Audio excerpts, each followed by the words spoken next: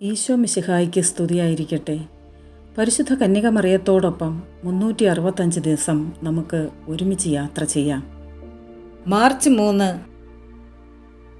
പോംബിയിലെ ജപമാല രാജ്ഞി.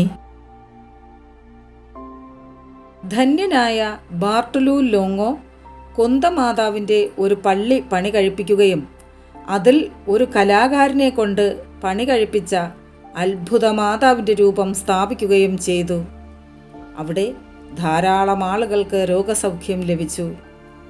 അതിൽ പ്രധാനപ്പെട്ടത് നേപ്പിൾസിലെ ഒരു പെൺകുട്ടിയായ ഫോർച്യൂണ അഗ്രല്ലി 13 മാസമായി രോഗിയായിരുന്നു.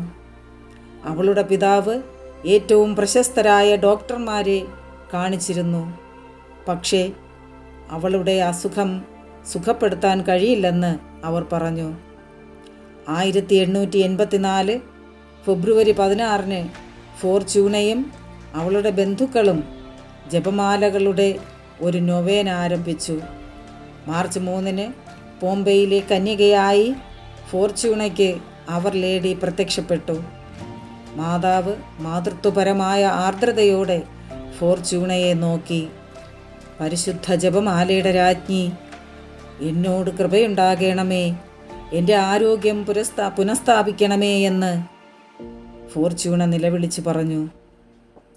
കുഞ്ഞെ, പരിശുദ്ധ ജപമാലയുടെ രാജ്ഞി എന്ന് നീ നിലവിളിച്ചതിനാൽ നീ അപേക്ഷിക്കുന്ന അനുഗ്രഹം എനിക്ക് നിരസിക്കാൻ കഴിയുകയില്ല.